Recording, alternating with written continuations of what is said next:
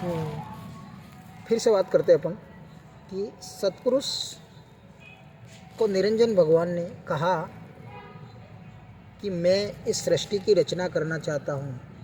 तो सतपुरुष ने उसे तपस्या का आदेश दिया है। 66 युग तक उसने तपस्या की। 66 युग तक तपस्या करने के बाद में निरंजन भगवान ने आँख खोली।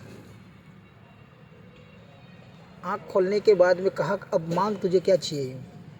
तो भगवान निरंजन ने कहा कि मुझे इस सृष्टि की रचना करनी है। तो निरंजन भगवान ने उसको कहा कि आपको मैं मसाला जो दे रहा हूँ उस मसाले से इस सृष्टि की रचना करना। अच्छा। तब उसने मसाला दिया निरंजन भगवान को। तो उस मसाले से निरंजन भगवान ने आद्य शक्ति को पैदा किया। आद्य शक्ति को पैदा किया। आद्य शक्ति ने 3 पुरुष को पैदा किया जिसका नाम ब्रह्मा विष्णु क्या बात, महेश। क्या बात है, क्या बात है मालूम। तब उनको पैदा करने के बाद में अब निरंजन भगवान ने आद्य शक्ति को कह दिया कब मेरी बात मत करना, तू मेरे को गुप्त रखना, मेरा भेद मत बताना। तब ब्रह्मा बड़ा था तो ब्रह्मा को आद्य शक्ति ने कहा कि तू मेरे से शादी करी। तो उस ब्रह्मा ने कहा कर लेता हूँ यूँ। तो करने से पहले तू मुझे ये बता कि तूने तेरे पिता के दर्शन किए क्या यूँ। तो उसने हाँ कह दिया। तो आद्या शक्ति ने उसे झूठ यूँ करके भस्म कर दिया। फिर विष्णु को कहा कि विष्णु तू मेरे से शादी करी। तो शादी करने से पहले शर्त यह है कि तूने तेरे पिता के दर्शन किए क्या यूँ। तो विष्णु ने कहा मैंने मेरे पिता के दर्शन तो नहीं किए लेकिन उनकी आवाज़ को मैंने सुना है। तो विष्णु भगवान को कहा कि तू बस यहीं रह, तेरा और कोई काम नहीं है। शिव जी को कहा, शंकर को कहा। तो शंकर ने पूछा कि क्या तूने तेरे पिताजी के दर्शन किए हैं। तो उसने कहा मैंने तो देखा ही नहीं, मेरा पिता कौन है आप बताओ, मुझे नहीं पता है। तब वो सही बोला तो उसने कहा कि तू मेरे से शादी कर ले। तो उसने कहा तू मेरी माँ, मैं शादी तेरे से नहीं करूँगा। तब उसको शिव जी ने जला दिया अग्नि स्नान करकर, अग्नि स्नान में। तो उस अग्नि स्नान करने के बाद में जब उसकी पाव भर जो 250 ग्राम की जो रति जिसका मांस का टुकड़ा रहा, जिसको पार्वती नाम रखा और उसको वापस जगाया, सजीव किया। जगाने के बाद में फिर उसने वो नारी शक्ति के रूप में शिव जी ने उससे शादी की। क्या बात, क्या बात। अच्छा अच्छा, मतलब ये फिर शिव जी ने उस पार्वती के साथ मिल करके ब्रह्मा को जगाया। अच्छा। जो भस्म हो गया था हाँ। उसको जगाया और कहा कि तू इस सृष्टि की रचना कर, चल फटाफट, तेरा काम इस पृथ्वी की रचना करने का। इसके बाद में विष्णु को जगाया। विष्णु को कहा कि तू इनका पालन कर, रक्षा कर तेरी। और उस खुद ने महाकाल के रूप में उस जीवों को वापस लेने का काम किया। क्या बात, महाकाल ने शिव जी जो महाकाल था उसने। ये महाकाल शिव जी ही है। शिव जी है, शिव ही महाकाल है ना, काल ही महाकाल है। सही बात। जो 3 लोक का स्वामी। नहीं, उज्जैन को इतना बड़ा क्यों मानते हैं? उज्जैन का बड़ा इसलिए मानते हैं, इस पृथ्वी का हृदय है वो। क्या बात है, क्या पृथ्वी की जो नाभि है कि नहीं है, ये हमारे शरीर का ये हृदय, ये नाभि है, वो ऊपर से और नीचे से नापो दोनों बराबर आएगा ये। तो उसी प्रकार से इस पृथ्वी को चारों तरफ से घुमाओगे, चारों तरफ नापोगे तो उज्जैन जो है वो उज्जैन सेंटर पॉइंट। क्या बात है, मतलब बहुत पवित्र नगरी हो, बहुत पवित्र। अच्छा अच्छा अच्छा अच्छा, क्या बात है। मतलब एक बार तो रहना ही चाहिए। और वहाँ रात बीत जाए तो बहुत बढ़िया, नहीं तो पहली बात वहाँ रह नहीं सकता, भाग्यशाली रह सकता है उज्जैनी अवंती का। ये जो यहाँ से ये ऊपर का जो भाग है ये सतलोक है। अच्छा। यहाँ से यहाँ तक का जो भाग है वो सतलोक है। यहाँ से यहाँ तक का जो भाग है वो ब्रह्मलोक है। यहाँ से यहाँ तक के लोग ये ब्रह्मलोक है। और यहाँ से यहाँ तक का जो भाग है नाभि तक का वो पृथ्वी लोक है। और यहाँ से जो नीचे तक का भाग है वो पाताल लोक है। ये शरीर के भाग है। मार्च दाव तो ये जो कंठ है, हाँ ये जो, हाँ इसको क्या कहते हैं पता है आपको? हाँ, ये शिवलिंग है ये। क्या बात है। हाँ, ये शिवलिंग है। इसके ऊपर 24 घंटे पानी की बूंद गिरती है। आप उस मटके में, गड्ढे में क्या पानी डालते हो, इसके ऊपर 24 घंटे अगर पानी नहीं गिरेगा तो ये सूख जाएगा, और सूखने के बाद इंसान अपने आप मर जाएगा।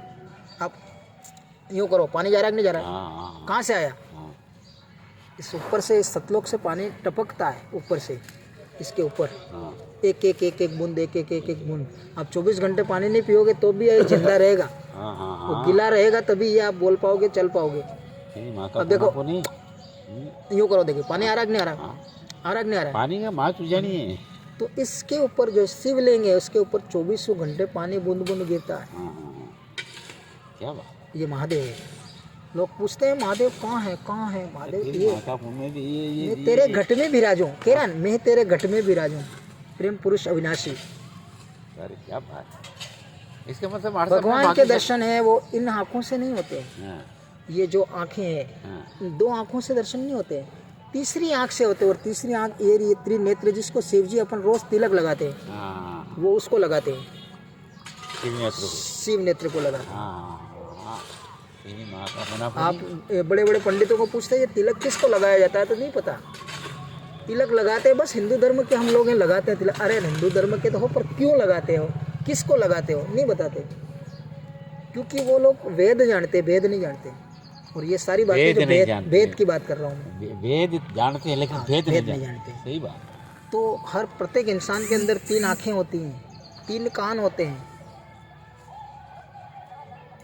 सुनने का, जो उस भजन को सुनने का काम, जो इस परमात्मा की आवाज़ को सुनने का जो कान है वो तीसरा है। भगवान को देखने का, दर्शन करने की जो नेत्र हैं वो तीसरी है। इन 2 नेत्रों से नहीं होगा। तो रुक जा, तेरी माँ का पुना पुनी। 4 वेद को भेद न जाने, खोजी खोजी खपजासी। खोजी खोजी कर खपजासी। क्या परेशान हो गया। तो जब तक आप उस, ये बेटा ये गाड़ी जरा सी आगे कर देना, गाड़ी गाड़ी आगे रख। आगे रखिए बड़ा थोड़ी। तो ब्रह्मा जा को पार न पायो, निरंजन करे खवासी। सहस सहस मुख निज दिन गावे, सो भी पार न पासी। हमारा सदगुरु है अविनाशी, जो रेखती है मुक्तिदासी। क्या बात, क्या बात है। ओकार में ब्रह्म डोले, विष्णु फिरे उदासी। नाम पदारथ हाथ नहीं आया, ये विष्णु को हाथ नहीं आया।